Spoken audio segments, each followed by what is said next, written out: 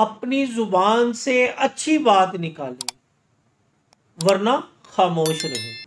अगर अभी तक आपने मेरा YouTube चैनल सब्सक्राइब नहीं किया तो अभी कर लें।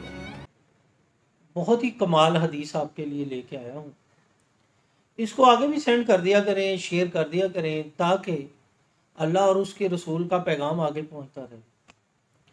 बुखारी शरीफ से हदीस है 6018।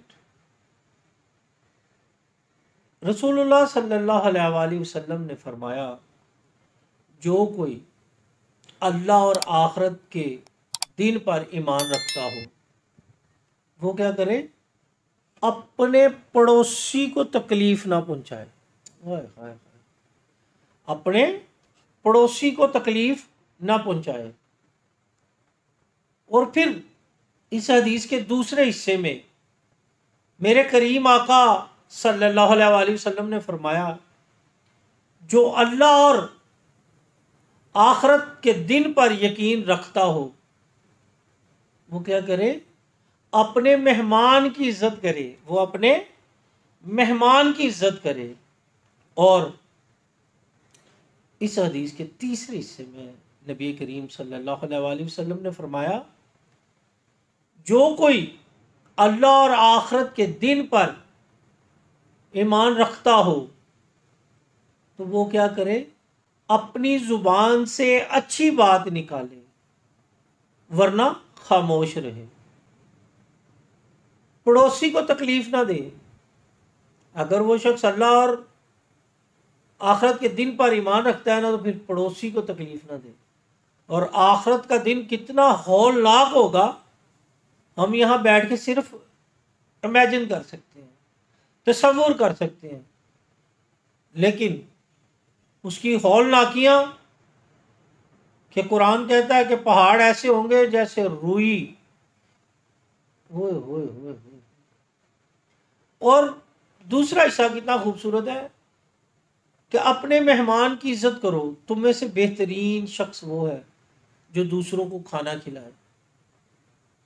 मेहमान की इज्जत करना, मेहमान अल्लाह की तरफ से होता है, अपना रिस्क लेके आता है। ये हमने हीले बहाने बनाए हुए हैं। उसका रिस्क आपके घर में पहुंचता है पहले, तो उसके बाद मेहमान आता है। एक बुजुर्ग थे, खशकोल लेके मांग रहे थे। एक 15-16 साल की लड़की आई, तो जब उन्होंने देखा कि उसकी छाती पे कुछ आभार है, तो उन्होंने लड़की से पूछा, तो लड़की शर्मा के अंदर चली गई। अंदर से उसकी माँ आई। माँ ने कहा कि ए फकीर, ए दरवेश, तू क्या कर रहा है? उसने पूछा, मैंने तो ये पूछा है कि ये तुम्हारी छाती पे जो आभार है ना, ये क्या चीज़ है? दरवेश बंदा था, मजूब आदमी था, उसको पता ही नहीं दुनियादारी क्या है। तो माँ ने जवाब दिया कि इस बच्ची की जब शादी करूँगी ना, इसके घर जो बच्चा पैदा होगा ना, ये उसका रिस्क अल्लाह ने रखा है। उस फकीर ने अपने कशकोल को तोड़ा और ये कहता हुआ जा रहा था कि जो अल्लाह आने से पहले रिज्क का इंतज़ाम करके रखता है, मैं उस पर शाकर रहूं।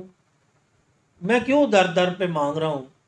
जिसने उस बच्चे के आने से पहले उसकी खुराक का इंतज़ाम किया हुआ है, कितना करीम रब है, मैं उससे मांगता हूं। ये तकवा है, ये एक तसव्वुर है फ़कीरी का।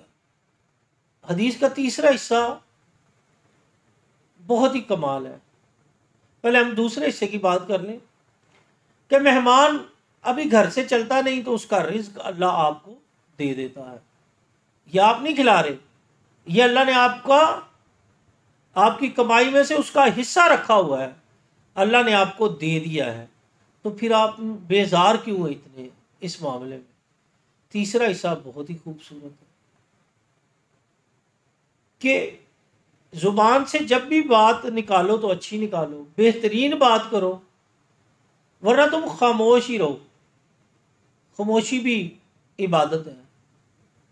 जुबान से फाश बातें मत करो। जुबान से किसी को तकलीफ ना पहुंचाओ। जुबान से किसी को ईज़ा ना दो। जुबान से किसी पर ताने ना कसो। जुबान से किसी पर कोई यानी कि किसी को गाली ना दो। अगर अभी तक आपने मेरा YouTube चैनल सब्सक्राइब नहीं किया तो अभी कर लें। जुबान से कोई ऐसा अमल ना करो जिससे अल्लाह और उसका रसूल नाराज हो। अगर तुम ये नहीं कर सकते, इन बातों पे कंट्रोल नहीं कर सकते, तुम्हारी जुबान जब भी बोलेगी तो गलत ही बोलेगी, किसी को तकलीफ ही देगी, तो इससे बेहतर है कि तुम खामोश रहो। खामोशी भी फिर इबादत होती है। हमें चाहिए कि अपने इर्द गिर्द अपने करीबी रिश्तेदारों, अपने हमसायों का ख्याल रखें, अपनी ज़ुबान का ख्याल रखें कि कहीं इससे ऐसी बातें तो नहीं निकल रही जिससे किसी की दिल आज़ारी हो।